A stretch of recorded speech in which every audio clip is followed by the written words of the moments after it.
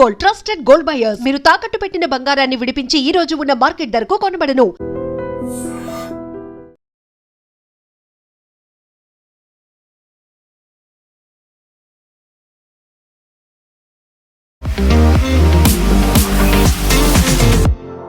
నమస్తే, నేను Kavitha. Welcome to iDream news and నిజాలు. ఇరాన్ ప్రజలు చీటర్స్, లయర్స్, వాళ్ళంటే నాకు ఇష్టం లేదు, వాళ్ళందరినీ ఒకే ఒక్క క్షణంలో లేపేయొచ్చు. కాకపోతే జరగాల్సినటువంటి శాంతి చర్చల్లో పాల్గొనాల్సినటువంటి ముఖ్యమైనటువంటి లీడర్స్ కొంతమంది ఉన్నారు కాబట్టి ఆ పని నేను ఇప్పుడు చెయ్యట్లేదు. ఈ మాటలన్నవి డొనాల్డ్ ట్రంప్ నాటో సమ్మిట్లో భాగంగా ఆయన చేశారు. నెక్స్ట్ ఏం జరగబోతోంది? డొనాల్డ్ ట్రంప్ తీవ్రమైనటువంటి అగ్రెసివ్ వ్యాఖ్యలు చేస్తుంటే ఇరాన్ కూడా అదే తీవ్ర స్థాయిలో ప్రతిస్పందిస్తోంది. ఎప్పుడు ఫుల్ స్టాప్ అనేది పడబోతోంది? మనతో పాటుగా ఉన్నారు సీనియర్ జర్నలిస్ట్ సురేష్ కొచ్చత్లి గారు. సార్ నమస్తే. సో ఒకవైపు ఇరాన్, మరోవైపు డొనాల్డ్ ట్రంప్ చాలా తీవ్రంగా స్టేట్మెంట్స్ అనేవి ఇస్తున్నాయి, హార్ష్ అండ్ అగ్రెసివ్. ఆ తర్వాత ఇమ్మీడియట్గా ఏదో జరగబోతోంది అనేది కనిపిస్తోంది. ఒకవైపు బాంబ్స్ అనేవి కురిపిస్తున్నారు, మరోవైపు జెట్లు, వార్ఫేరు, ఇవంతా కనిపిస్తోంది. అసలు ఏం జరుగుతోంది? అసలు మీకు గుర్తుండి నిన్న మనం పాడ్కాస్ట్ చేసినప్పుడు half way through the podcast నేను ఒక మాట అన్నాను.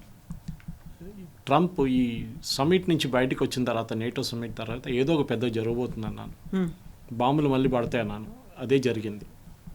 ఇప్పుడు జేడీ వాన్స్ దీనికి చాలా మంచి క్లియర్ ఎక్స్ప్లెనేషన్ ఇచ్చారు. ట్రంప్ మనకు తెలిసిందే, కమ్స్ అది ఇది అని చెప్పి తిట్టేశారు. నేను ఇదే ట్రంప్ని నిన్న ఒక కరెస్పాండెంట్ అక్కడ ప్రెస్ కాన్ఫరెన్స్లో అడిగారు, నేటో ప్రెస్ కాన్ఫరెన్స్లో, మీరే కదా 3 వారాల ముందు వాళ్ళు చాలా మంచోళ్ళు, వాళ్ళు చాలా తెలివితో వాళ్ళు, వాళ్ళు ఎడ్యుకేటెడ్, వాళ్ళు స్మార్ట్ ఫెలోస్ అన్నారు, మరి ఇప్పుడేమైందని అడిగారు.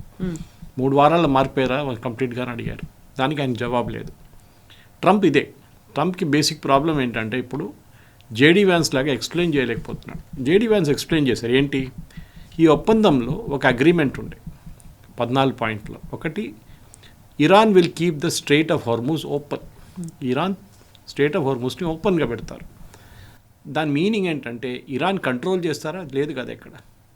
కానీ జేడీ వాన్స్ అన్నారు ఏంటి, ఒక కండిషన్ దాంట్లో ఇంకోటి, మేము ఇరాన్ మీద ఉన్న బ్లాకేడ్ లిఫ్ట్ చేస్తాం. వాళ్ళు షిప్స్ పెట్టారు చూడండి బయట ఒమాన్, గల్ఫ్ ఆఫ్ ఒమాన్ దగ్గర, దాన్ని బ్లాకేడ్ లిఫ్ట్ చేస్తాం మేము.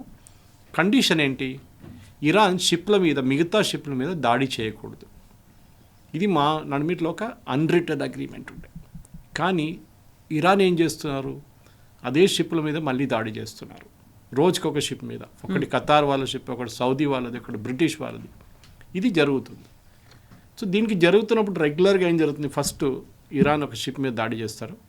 యుఎస్ వచ్చి ఇరాన్లో ఉన్న స్ట్రెయిట్ ఆఫ్ హార్మూజ్ దగ్గర ఉన్న కొన్ని అడ్డాలు, వాళ్ళ అడ్డాలు అంటారు చూడండి, వాళ్ళు ఎక్కడెక్కడ దాచుకున్నారో లోపల అక్కడ బాంబింగ్ వేస్తారు. అయిపోయింది. ప్రొపోర్షనేట్ రెస్పాన్స్ అంటారు దీన్ని. అంటే మీరు మా వైపు 2 మిసైల్ కొడితే మేము మీ వైపు 2 మిసైల్ కొడతాం, అంతే. ఇరాన్ చాలా హ్యాపీ.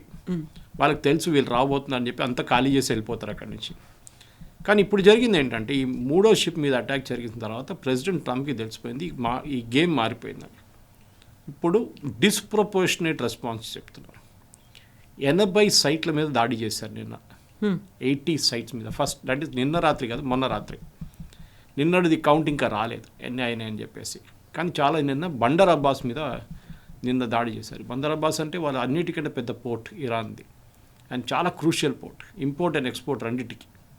అది కాకుండా మొన్న రాత్రి ఖర్గ్ ఐలాండ్ మీద దాడి చేశారు. అండ్ ప్రెసిడెంట్ ట్రంప్ చాలా క్లియర్గా చెప్పాను వాళ్ళకి, పైప్ లైన్ కొట్టకూడదు, మిగతా ఏమైనా కొట్టేసుకుంటాను. కొట్టేశారు. మోస్ట్లీ ఆర్మీ కాలం ఉండొచ్చు.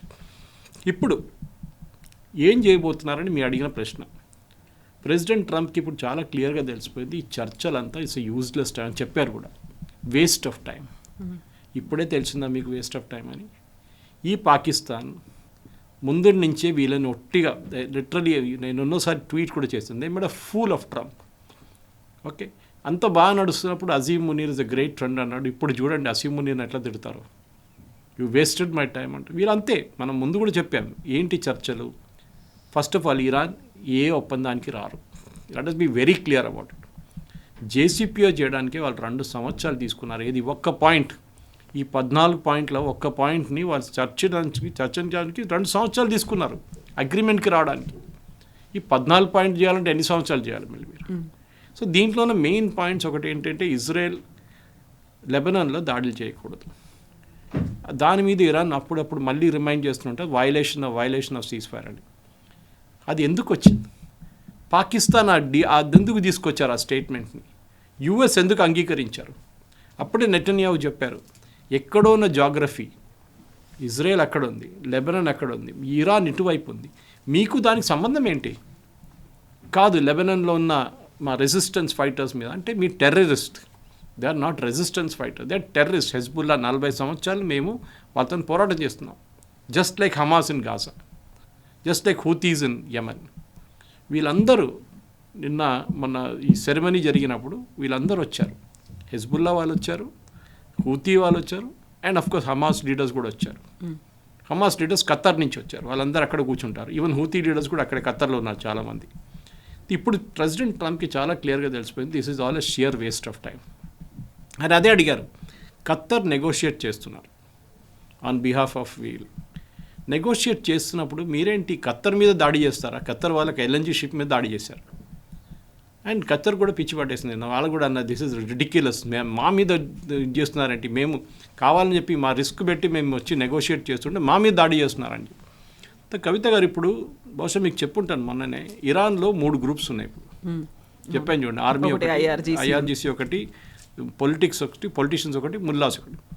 ఇప్పుడు ప్రాబ్లం ఏంటంటే ఈ ముల్లాస్ ఇప్పుడు కంట్రోల్ చేస్తున్నారు అన్ని, ఈవెన్ ఐఆర్జీసీని. సెరమనీ దాకా. సెరమనీ తర్వాత ఏం జరుగుతుందో తెలియదు. ఇప్పుడు ఈ ఐఆర్జీసీ వాళ్ళే ఈ స్ట్రేట్ ఆఫ్ హార్మూజ్లో కూర్చొని అక్కడున్న లోకల్ కమాండర్ షిప్ మీద ఫైర్ చేస్తున్నారు. అంటే పొలిటిషియన్ అంటే మన దగ్గర వాళ్ళ ప్రెసిడెంట్ కానీ వాళ్ళ స్పీకర్ ఆఫ్ పార్లమెంట్ ఆయన కానీ అరాచీ కానీ గాలిబాఫ్ అరాచీ వీళ్ళు ఎవరు కంట్రోల్ చేయలేకపోతున్నారు వీళ్ళని. వీళ్ళు అష్యూరెన్స్ ఇచ్చి వచ్చారు స్విట్జర్లాండ్లో, మేము షిప్పుల మీద దాడి చేయని చెప్పి. ఇక్కడ రాగానే మళ్ళీ దాడి చేస్తున్నారు. మన అందరూ తెలిసింది ఎందుకు దాడి చేస్తున్నారు. మళ్ళీ అది పాత స్టోరీ. ఇరాన్ వైపు నుంచి వెళ్ళాల్సిన షిప్స్ ఇరాన్ వైపు వెళ్ళట్లేదు, ఒమాన్ వైపు నుంచి వెళ్తున్నారు. And US saying yes, Oman వైపు నుంచే వెళ్తుంది షిప్లన్నీ. ఇరాన్కి ఇప్పుడు కూడా తెలిసిపోయింది కవిత గారు, వాళ్ళకి ఇంకా ఆయిల్ అమ్మలేకపోతే కూడా they are not able to sell oil from tomorrow. వాళ్ళకి టోల్ కలెక్షన్లో వాళ్ళకి కావాల్సిన డబ్బులు వచ్చేస్తుంది. ఏం చేయకుండా అక్కడ కూర్చొని ప్రతి షిప్ దగ్గర డబ్బులు తీసుకోవాలి. వాళ్ళేమో 2 మిలియన్ అంటున్నారు పర్ షిప్. ఓకే, అప్పుడు మీరు 2 మిలియన్ బ్యారెల్స్ తీసుకెళ్తే it is $1 per barrel, which is not a big thing. $60 తీసుకెళ్తే $61 అవుతుంది అంతే. కానీ షిప్పింగ్ కంపెనీస్కి తెలుసు, ఈ Saudi Arabia, Khattar, Bahrain, Kuwait కూడా తెలుసు ఈ ప్రాబ్లం ఏంటనేది. సో వాళ్ళు చాలా క్లియర్గా ట్రంప్ దగ్గర చెప్పారు, సారీ ఇది అనుమతించకూడదు, this should not be agreed. ఇరాన్కి ఏమో అది కావాలి. ఇప్పుడు చూడండి ఏం జరిగింది. ప్రెసిడెంట్ ట్రంప్ అనౌన్స్ చేశారు 17 తారీఖు నుంచి, స్కాట్ బెసెంట్ ఉన్నాయి అక్కడ, ఆయన అనౌన్స్ చేశారు, US treasury secretary, that 17th of July, ఇంకా 7 రోజులు నుంచి ఇరాన్ ఇంటర్నేషనల్ లెవెల్లో ఆయిల్ అమ్మలేరు. అగైన్ బ్యాన్, పాత బ్యాన్ మళ్ళీ వచ్చేసింది. అప్పుడు ప్రాబ్లం ఏంటి, ఇప్పుడు ఇరాన్కి ఇప్పుడు అమ్మలేకపోతే వాళ్ళు న్యాచురల్లీ వాళ్ళు మళ్ళీ అటాక్స్ మొదలు పెడతారు. మళ్ళీ ఖత్తర్ మీద, కువైత్ మీద, బహ్రెయిన్ మీద మళ్ళీ దాడి చేస్తారు. ఇప్పుడు ఈ గల్ఫ్ నేషన్స్ అందరు కలిసి, అండ్ ఐఎమ్ నాట్ సర్ప్రైజ్ చూడండి కవిత గారు, ఇప్పుడు మనం ఇది రికార్డ్ చేసిన తర్వాత next week, possibly next Monday, Tuesday, ఈ గల్ఫ్ దేశాలు అన్నీ కలిసి ఒక డిసిషన్ తీసుకుంటారు. చాలా బోత్ ఓగే అంటారు హిందీలో, ఇది మేము సహించలేము, ఇంకా మేము అందరు కలిసి ఇరాన్ని అటాక్ చేస్తామని చెప్పి. నేను ఎప్పటి నుంచో అడుగుతున్నాను ఈ ప్రశ్న. వీళ్ళ దగ్గర పెద్ద పెద్ద F-16, F-14s, తర్వాత F-35 అన్నీ కొనుక్కుంటున్నారు. వీళ్ళు ఏం చేస్తున్నారు? వాట్ ఎవర్ వాళ్ళ దగ్గర ఆర్మీ ఉందంటారు. ఏం చేశారు మీ ఆర్మీ? ఏం చేస్తున్నారు మీ ఎయిర్ ఫోర్స్? అట్లీస్ట్ యుఏఈ చేశారు ఈ మార్చ్లో. ఇది ఎక్కువ పబ్లిక్ డొమైన్లో రాలేదు. మార్చ్లో జరిగిన ఒక దాడిలో యుఏఈ ఎయిర్క్రాఫ్ట్ ఇరాన్ని అటాక్ చేశారు. యుఏఈ ఎయిర్ ఫోర్స్ వాళ్ళని ట్రైన్ చేసేది ఇజ్రాయలీస్ ఇచ్చిన ఇంటెలిజెన్స్ ప్రకారం యుఏఈ ఇరాన్ మీద దాడి చేశారు. దానికోసం ఇరాన్ రెగ్యులర్గా యుఏఈని అటాక్ చేస్తూ ఉంటారు, మీరు చూసుంటారు. ఇప్పుడు ఖత్తర్ మీద అటాక్ చేయట్లేదు, కానీ నిన్న జరిగింది అటాక్ ఒకటి. ఇప్పుడు అందరు కలిసి ప్రెసిడెంట్ ట్రంప్కి చెప్పారంట, this is too much, you go all out. ఇప్పుడు ప్రెసిడెంట్ ట్రంప్ ప్రాబ్లం ఏంటంటే కవిత గారు, ఆయన ఫుల్ యుద్ధానికి వెళ్ళలేరు. ఎందుకు చెప్పారు కూడా, ఆ ప్రెస్ కాన్ఫరెన్స్ చెప్పారు, is it going to be a full war? No, it is not going to be a full war, but we will hit them hard. అంటే ఇప్పుడు ఏం చేయబోతున్నారంటే, ఒకటి మెయిన్ ల్యాండ్లో ఎక్కువ బాంబింగ్ ఉండదు. చెప్పారు ప్రెసిడెంట్ ట్రంప్, కావాలంటే నేను బ్రిడ్జ్లు లేపేస్తాను, పవర్ ప్లాంట్స్ తీసేస్తాను, ఈవెన్ డీసాలినేషన్ ప్లాంట్స్ కొట్టేస్తాను, కానీ ఇప్పుడు నేను చేయను. బట్ ఇప్పుడు ఏం చేయబోతున్నారంటే వాళ్ళు వెయిట్ చేస్తున్నారు నెక్స్ట్ షిప్ మీద దాడి చేయగానే మళ్ళీ ఇప్పుడు 80 కొట్టే చూడండి 160 పొజిషన్ మీద కొడతారు వాళ్ళు. దాని తర్వాత డబుల్ చేస్తారు దాన్ని. సో ఇరాన్లో ఉన్న ఆ స్ట్రేట్ ఆఫ్ హార్మూజ్ దగ్గర ఉన్న మొత్తం కోస్టల్ బ్యాటరీస్ అంటారు వీళ్ళు, డ్రోన్స్ ఉంచుకుంటారు, వీళ్ళు అండర్ గ్రౌండ్ మిసైల్ సైట్స్ ఉన్నాయి, ఇదంతా కొట్టేస్తున్నారు, కంప్లీట్గా అమెరికా డిస్ట్రాయ్ చేసేస్తున్నారు.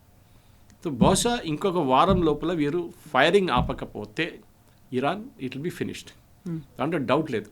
కానీ మెయిన్ ల్యాండ్లో ఏం జరుగుతుంది, మన స్ట్రేట్ ఆఫ్ హార్మూజ్ గురించి మాట్లాడుతాం, మెయిన్ ల్యాండ్లో ఏం జరుగుతుంది, ఇరాన్ మీద ఏమైనా ఇంపాక్ట్ ఉంటుందా అని ఈ ఫ్యూనరల్ తర్వాత తెలుస్తుంది. ఫ్రైడే తర్వాత సాటర్డే సండే చాలా క్రూషియల్గా ఉండిపోతుంది, ఎందుకంటే వీళ్ళందరూ మళ్ళీ తిరిగి తెహరాన్కి వస్తారు. ఇప్పుడు వాళ్ళు నజాఫ్కి వెళ్ళారు, నజాఫ్ నుంచి వాళ్ళు కర్బలాకి వెళ్ళారు, కర్బలా నుంచి మషాద్కి వస్తారు. ఇప్పుడు మషాద్లో ఫ్యూనరల్ సెరమనీ అంతా రేపు అయిపోయిన తర్వాత they all come back by Saturday తర్వాత బాంబింగ్ మొదలైతే ప్రెసిడెంట్ ట్రంప్ లీడర్షిప్ని టార్గెట్ చేస్తారని చూడాల్సింది. ఎగ్జాక్ట్లీ. మా దగ్గర స్టీవ్ విట్కాఫ్ ఉన్నాడు, జారెడ్ కుష్నర్ ఉన్నారు, చాలా బాగా నెగోషియేట్ చేస్తున్నారు. మీ దగ్గర అసలు ఎవరున్నారు? మీ మనుషుల్ని మీరే చంపేసుకున్నారు, ఆల్మోస్ట్ 55,000 మందిని చంపుకున్నారు. అలాంటి ఒక లీడర్కు మళ్ళీ ఫ్యూనరల్ కోసం ఇంతమంది మీరు అటెండ్ అవుతూ వస్తున్నారు. అసలు ఐ పిటీ యూ. నిజంగా మీకు ఒక లీడర్షిప్ అనేది లేదు, మీకు నిజంగా ఎందుకోసం పోరాడుతున్నామో తెలియని పరిస్థితిలో మీరున్నారు. అలాంటి వాడి కోసం నేను మళ్ళీ చర్చల కోసం నేను టైం స్పెండ్ చేయాలా? ఈ రకంగా మాట్లాడాల్సినటువంటి అవసరం ఏముంది? కరెక్ట్, ఎందుకంటే ఆ ఫ్రస్ట్రేషన్ బయటకు వస్తుంది. దేనికి మళ్ళీ అదే డైలాగ్ తిరిగి వస్తున్నాను. మళ్ళీ ఈ చర్చలు అనేది ఫస్ట్ నుంచే ఇట్ విల్ బీ ఫెయిలియర్ అని చెప్పి ఎన్నోసార్లు చెప్పాను నేను. ఇట్ విల్ ఫెయిల్ 100%, సక్సీడ్ కాదు. ఎందుకంటే మీ పొజిషన్స్ టోటలీ డిఫరెంట్. అమెరికాకి కావాల్సింది ఒకటి, ఇరాన్ చేస్తున్నది ఇంకోటి. 47 సంవత్సరాల నుంచి ఇదే నడుస్తుంది. ఈ 47 సంవత్సరాల్లో ఒకటే ఒప్పందం మీద వాళ్ళు సైన్ చేశారు, విచ్ వాజ్ JCPOA. ఒక్కటే ఒప్పందం మీద, న్యూక్లియర్ది. మిగతా దేని మీద కూడా అమెరికా ఇరాన్ని ఫోర్స్ చేయలేకపోయారు. అది బిల్ క్లింటన్ టైం నుంచి ఉండొచ్చు, జార్జ్ బుష్ ఉండొచ్చు, ట్రంప్ ఫస్ట్ టర్మ్లో ఉండొచ్చు, బైడెన్ ఉండొచ్చు, దానికన్నా ముందు ఒబామా ఉండొచ్చు. నో అమెరికన్ ప్రెసిడెంట్ దీని మీద ప్రెషర్ తీసుకురాలేకపోతే. దానికోసం ట్రంప్ నిన్న చెప్తున్నా చూడండి, I'm the only American president who is doing this, ఇంకెవరు చేయట్లేదు. ప్రాబ్లం ఎక్కడ వచ్చిందంటే మొన్న నేటో సమ్మిట్లో మీరు చూసుంటారు కవిత గారు, మళ్ళీ గ్రీన్లాండ్ తీసుకొచ్చారు. It was not required at all.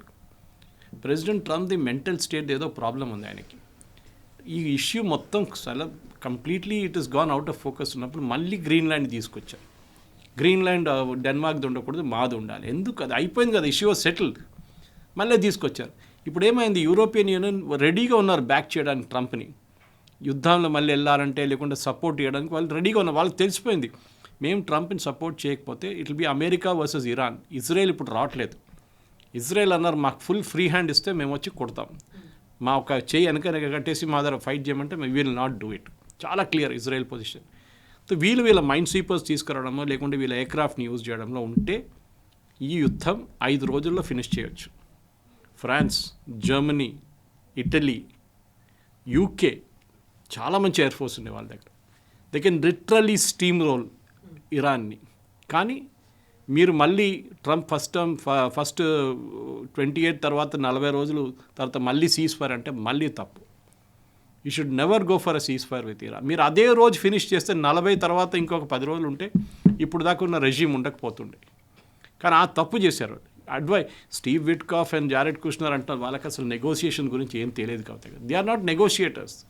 వాళ్ళు కంపెనీలు నడిపిస్తున్నారు, రియల్ ఎస్టేట్ వాళ్ళు. ఇంటర్నేషనల్ డిప్లొమసీ అంటే it's a different cup of tea all together. అది దానికి సంబంధమే లేదు. అక్కడ నెగోషియేషన్ టిపికల్లీ ఇరాన్ ఎట్లా మాట్లాడతారు చూడండి, లోపల ఒకటి వచ్చి బయటకు. ఈ సెడ్ దట్ యెస్టర్డే ట్రంప్, లోపల మేము న్యూక్లియర్ దాని గురించి మాట్లాడుకున్నాం, వాళ్ళు అగ్రీ చేశారు, కానీ బయటకు వచ్చి న్యూక్లియరా మేము మాట్లాడలేదు అంటున్నారు. That is diplomacy. ఎందుకంటే మీరు ప్రూవ్ చేయలేరు మేము లోపల మాట్లాడామని చెప్పేసి, because it's not open to the press. Secret discussion ఉంది, అది కూడా డైరెక్ట్ కాదు. పాకిస్తానీ వాళ్ళు, ఖతర్ వాళ్ళు నడిమిట్లో అక్కడిక్కడ పరిగెత్తున్నారు వాళ్ళు. ఇప్పుడు ప్రెసిడెంట్ ట్రంప్కి తెలిసిపోయింది, this the game of bluff. Iran మమ్మల్ని లిటరలీ, హిందీలో కొన్ని వర్డ్స్ ఉన్నాయి ఇక్కడ యూజ్ చేయలేము, కానీ అదే చేస్తున్నారు మమ్మల్ని. They are making a fool out of us. చాలా అయిపోయింది, ఇంకా నేను తట్టుకోలేను, now let us start. Let us go back and bomb the hell out of them అని చెప్తున్నారు. అది జరుగుతుంది.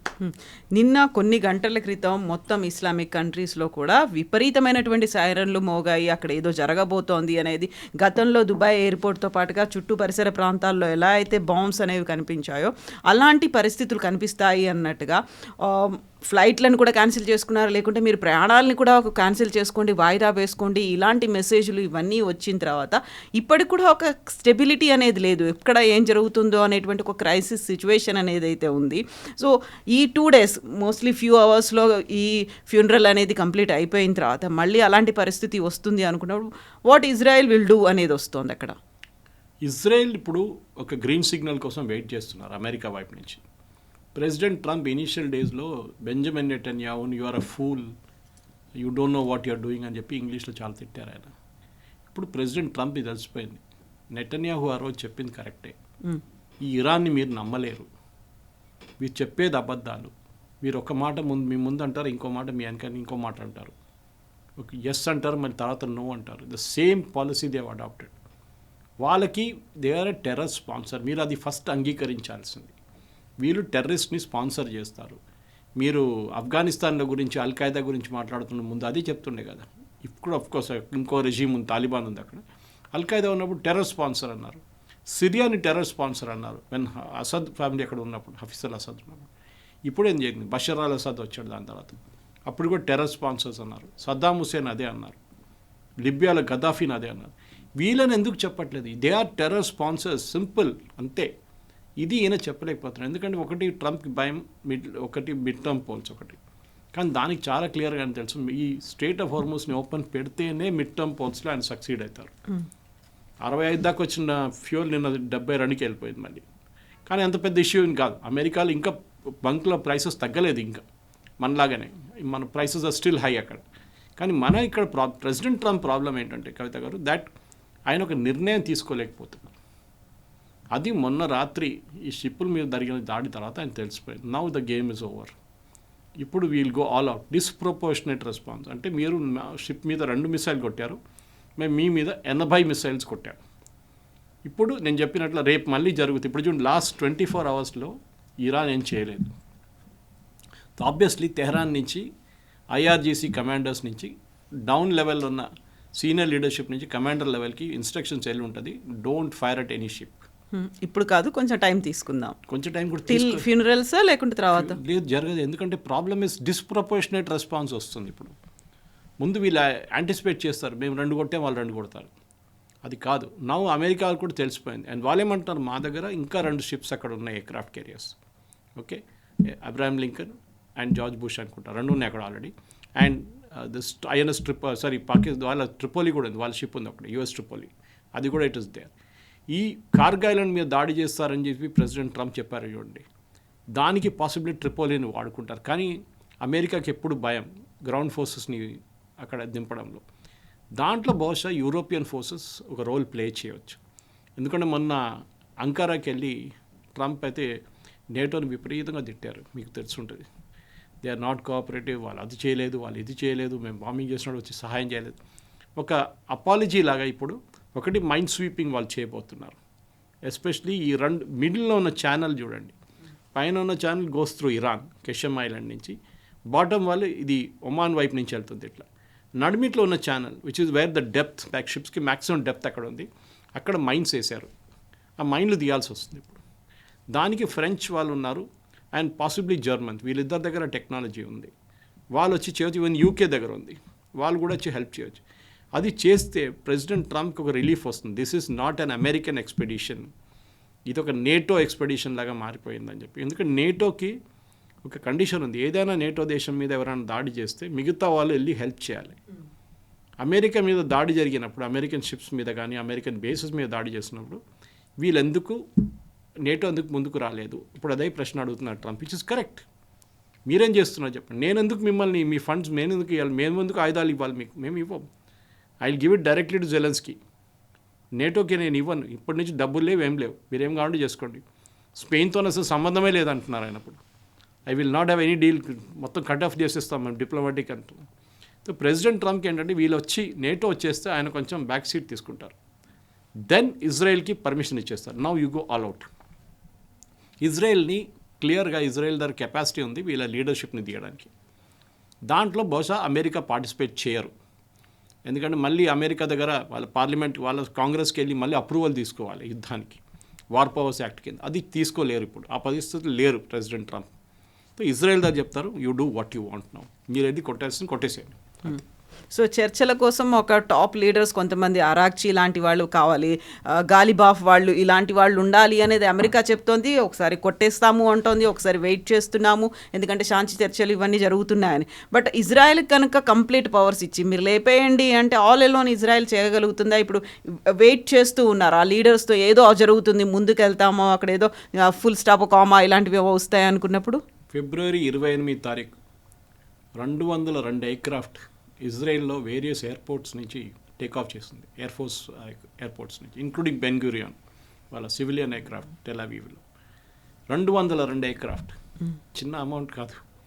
మిడ్ ఎయిర్ రీఫ్యూలింగ్ జరిగింది, ఎస్కాట్ సర్వీసెస్ ఉంది దానికి. తెహ్రాన్ దాకెళ్ళి ఇరాన్ దాకెళ్ళి మొత్తం తెహ్రాన్ ఒకటే కాదు, ఇస్ఫహాన్ కొట్టారు, అన్నీ చేశారు. వాళ్ళ దగ్గర కెపాసిటీ ఉంది. వాళ్ళకి కావాల్సింది ఇంటెలిజెన్స్, అది యుఎస్ ఇస్తారు వాళ్ళకి, రియల్ టైమ్ ఇంటెలిజెన్స్ ఇస్తారు. చూడండి ఈ లీడర్ ఇక్కడ ఉన్నాడు, ఇప్పుడు ఇక్కడి నుంచి ఇక్కడ మూవ్ అయ్యాడు, you guys concentrate only on the bombing, మేము మీకు ఇంటెలిజెన్స్ ఇస్తూ వెళ్తాము. ఈ లాటిట్యూడ్ ఈ లాంజిట్యూడ్లో ఆ మనిషి ఉన్నాడు, హిట్ దమ్, దాట్స్ ఇట్. అది ఇజ్రాయెల్ చేస్తారు. దానికే ముందు లెబనాన్లో కొట్టినప్పుడు ప్రెసిడెంట్ ట్రంప్ ఒక స్టేట్మెంట్ ఇచ్చారు, మీకు గుర్తుంటుంది. ఒక టెర్రరిస్ట్, హెజ్బుల్లా టెర్రరిస్ట్ బిల్డింగ్ లోపలికి వెళ్తుంటే మొత్తం బిల్డింగ్ కొట్టాలనుందా, ఆయన టార్గెట్ చేయలేమా, ప్రెసిషన్ స్ట్రైక్ లాగా. సో ఇజ్రాయెల్ దగ్గర కెపాసిటీ ఉంది. కానీ వాళ్ళు ఏమంటున్నారంటే ప్రతి బిల్డింగ్ దగ్గర బేరూట్లో ఒక సెల్లార్ ఉంది, ఆ సెల్లార్లో మొత్తం మిసైల్స్ ఉన్నాయి. మేము కొట్టినప్పుడు ఆ బిల్డింగ్ చూడండి ఎట్లా పేలింది, కింద నుంచి బ్లాస్ట్ అయింది అది, which mean the missiles are there at the bottom of the building అన్నమాట. యూజువలీ మనం పైనుంచి కొడుతున్నప్పుడు బిల్డింగ్ కొలాప్స్ అవుతుంది ఇట్లా, ఇది కింద నుంచి ఇంప్లోజన్ జరిగింది. సో అన్ని మిసైల్స్ కిందనే ఉంది. సో ఇజ్రాయెల్ దగ్గర కెపాసిటీ ఉంది, వాళ్ళు చేయొచ్చు. కానీ ఇప్పుడున్న యుద్ధంలో ప్రెసిడెంట్ ట్రంప్ ఫస్ట్ స్టెప్స్ ఏం చేయబోతున్నారు అనేది చాలా క్రూషియల్గా ఉండబోతుంది. ఒకటి, ఆయన నేటో నుంచి రిటర్న్ వచ్చేసారు నిన్న, ఆయన ఎయిర్క్రాఫ్ట్ మార్చారు చూసారు నిన్న. ఎయిర్ ఫోర్స్ 1, 2 ఎయిర్ ఫోర్స్ 1 ఉండే, ఒకటి ఖతార్ వాళ్ళు డొనేట్ చేసింది, దాంట్లో ఆయన అమెరికా నుంచి వచ్చారు అంకారాకి, టర్కీకి. కానీ రిటర్న్ వెళ్ళినప్పుడు ఆయన పాత ఎయిర్ ఫోర్స్ 1 వాడుకున్నారు. ఎందుకు అది అర్థం కావట్లేదు. మీడియా వాళ్ళు అడిగారు, why did you change your aircraft, ఆయన రిప్లై ఇవ్వలేదు దానికి. బహుశా ఏదైనా ఆయన అన్నారు చూడండి, నన్ను లేపేస్తా అన్నారు Iran, I'm the target, death to America, death to Israel and of course kill Trump. ఆయనకు ఒక భయం ఉంది ఇప్పుడు, ఏదో ఒక రోజు ఇరాన్ వాళ్ళు చేస్తారు, ఏదో మా మీద ఒక అటెంప్ట్ చేస్తారని ఒక భయం ఉండే, దానికోసం ఎయిర్క్రాఫ్ట్ మార్చారు ఆయన ఎయిర్ ఫోర్స్ 1. ఎందుకంటే అది పాత ఎయిర్ ఫోర్స్ 1లో ఇంకో కొన్ని మిసైల్స్ కానీ అది అన్ని టెక్నాలజీ ఉంది దాంట్లో, ఇది మొత్తం అప్గ్రేడ్ కాలేదు కొత్తది, ఖతార్ వాళ్ళు ఇచ్చిన aircraft. So anyway president Trump కూడా ఇప్పుడు తెలిసిపోయింది దట్, బహుశా ఆ ఫ్రస్ట్రేషన్ ఆయన మొన్న ప్రెస్ కాన్ఫరెన్స్లో చూపించారు. ఎందుకంటే ఆ ప్రెస్ కాన్ఫరెన్స్లో ఈ క్వశ్చన్ రాకపోతుండే ఇరాన్ అట్లీస్ట్, అది it was called to talk about Ukraine గురించి ఉన్న ప్రెస్ కాన్ఫరెన్స్లో ఇరాన్ వచ్చేసారు నడిమిట, and that is where he made the statement, they are scums, they are that, they are this, they idiots, as if he was waiting for that question అన్నట్టుగా. Great question, I need to answer. Great question. ఈ great question అనేది politicians ఒక habit. మీరు చెప్పినట్లు అది already ముందే ఒకటి చెప్పేసి ఉంటారు, ఈ క్వశ్చన్ అడగాలి, okay, so that you ask me this question, I will tell you great question. అప్పుడు ఆ రిపోర్టర్ కూడా థ్రిల్ అయిపోతారు, ఓ నేను అడిగిన ప్రశ్న ఎంత ఇంపార్టెంట్ ఉంది. సో ఎనీవే ఇప్పుడు ఇరాన్లో జరగబోయేది ఒకటి, they have to come back from the funeral. Political Araghchi, Ghalibaf and president లేరంట, మొన్న నుంచి కనిపించలేదంట, పెజెష్కియాన్ కనిపించలేదంట. ఒక news 1 of the 2 channels carried it. ఆయన ఫ్యూనరల్ తర్వాత ఆయన కనిపించట్లేదని చెప్పేసి, we don't know what really happened. And Mustafa Khamenei అసలే కనిపించట్లేదు. ఈవెన్ ఈ ఫ్యూ అవర్స్లో జరగబోయేటువంటి ఫ్యూనరల్లో అటెండ్ అవుతారా లేదా? ఎందుకంటే ఇప్పుడు ఇరాన్లో ఉన్న రిలీజియస్ స్ట్రక్చర్ ముల్లాల గురించి మాట్లాడించండి, 1/3 వాళ్ళే. దాంట్లో వాళ్ళ దగ్గర 24 మెంబర్లో 12 మెంబర్ గార్డియన్ కౌన్సిల్ ఒకటి ఉంటుంది. ఈ గార్డియన్ కౌన్సిల్లో 6 మంది ఈ అలీ ఖమేనీ వాళ్ళ సెలెక్ట్ చేశారు, అలీ ఖమేనీ సెలెక్ట్ చేశారు, నాట్ ముస్తఫా. కానీ ముస్తఫాని ఎన్నుకున్నది వీళ్ళు. Even it happened with his father. Mustafa father Ali Khamenei, Ayatollah Khamenei చనిపోయినప్పుడు ఆఫ్టర్ అయతోలా ఖమేనీ ఇంకొక లీడర్ ఉండే, నేను పేరు మర్చిపోయాను, he was suppose to be the next supreme leader. Select కూడా అయిపోయారు ఆయన ఆల్మోస్ట్. కానీ ఆయన ఏదో పొలిటికల్ స్టేట్మెంట్ ఇచ్చారు ఖమేనీ వ్యతిరేకంగా ఆయన చనిపోయే ముందు. That was held up as against him and ఆయన్ని పక్కన పెట్టేశారు వీళ్ళు. ఇన్ఫాక్ట్ హౌస్ అరెస్ట్లు పెట్టేశారు. దాని తర్వాత అలీ ఖమేనీని నామినేట్ చేశారు. అప్పుడు కూడా ఆయన he was not the Ayatollah కాలేదు, గ్రాండ్ అయతోల్లా కావాలి. హీ వాజ్ నాట్, ఆయన అంత రిలీజియస్ లెవెల్ దాకా రాలేదు. చట్టం మార్చేశారు. మేము బహుశా చెప్పి ఉంటాను ఆ రోజు ఒకరోజు మీకు. సో చట్టం మార్చి ఇప్పుడు కూడా అదే జరగాలి. Is not the supreme leader technically. So ఇప్పుడు ఆయన లేరు అనుకోండి, రేపు న్యూస్ వచ్చింది బయటికి, అండ్ ఇజ్రాయెల్కి తెలుసు, ఇజ్రాయెల్కి తెలియనిది ఏం లేదు. They will know whether this fellows alive. క్లియర్గా చెప్పారు, ఎక్కడ కనిపిస్తే మేము అక్కడ కొడతామని, దాంట్లో డౌట్ లేదు. అండ్ నేను అదే చెప్పాను, not just Mustafa Khamenei, Araghchi, Pezeshkian and of course Ghalibaf, వీళ్ళని కూడా కొడతారు. వీళ్ళని కొడితే ఇరాన్ దగ్గర నెగోషియేటింగ్కి ఇంకో టీం లేరు. అండ్ ఎస్పెషల్లీ అరాచీ లాంటి ఎక్స్పీరియన్స్ ఉన్న వాళ్ళు. అరాచీ జేసీపీ అగ్రిమెంట్కి ఒబామాతోని 2015లో ఆయన నెగోషియేట్ చేశారు 11 సంవత్సరాల ముందు. ఈ was still in the power structure. అప్పుడు అంత ఎక్స్పీరియన్స్ ఉన్న వాళ్ళు వాళ్ళ దగ్గర లేరు. సో అదొక పెద్ద ప్రాబ్లం కాబోతుంది. బహుశా ఈ ఇంకా టాక్స్ లేదు, చెప్పేశారు ఆయన, ఎంఓయూ లేదు, అయిపోయిందని.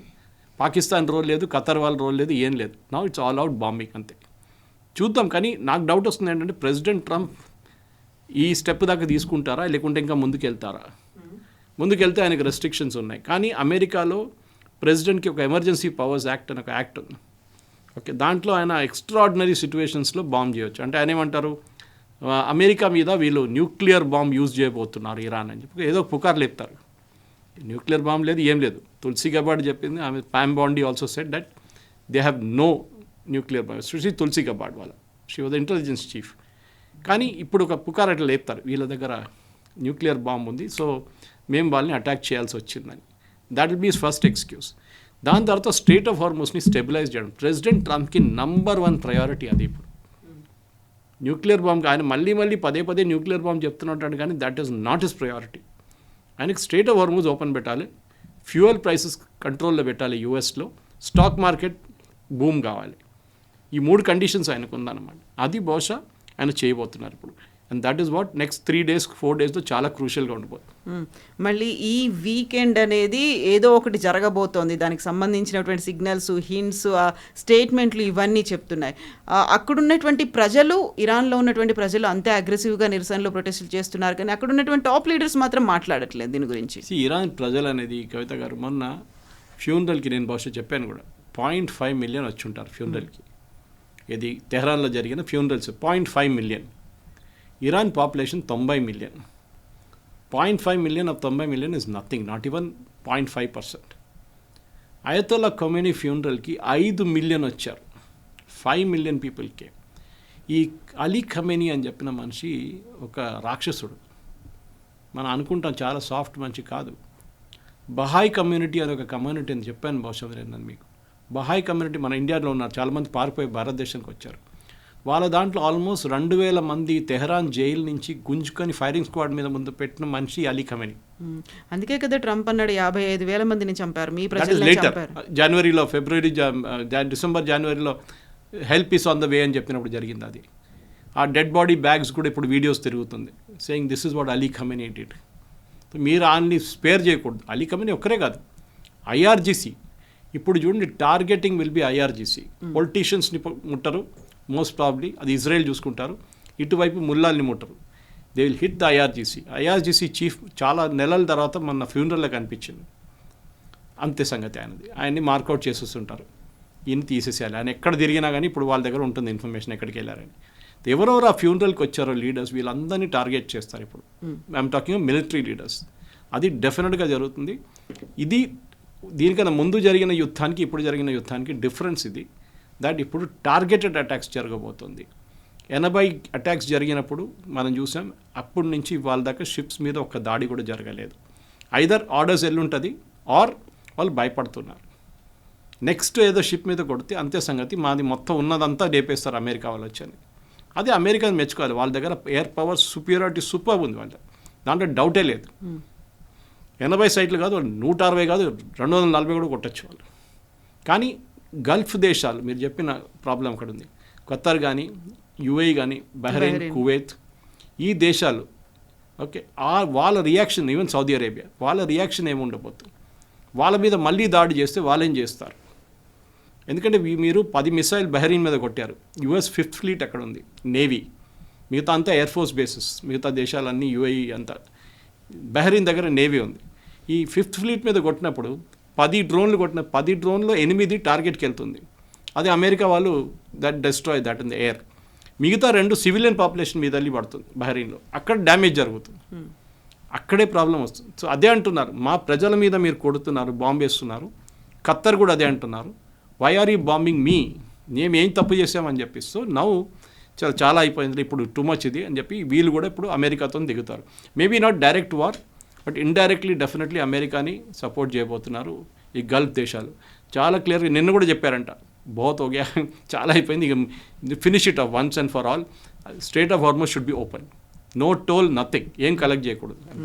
సో మోస్ట్ లైక్లీ ఈ సాటర్డే కల్లా they are going to take a decision. And Saturday Sunday కూడా మోస్ట్ ఉండొచ్చు.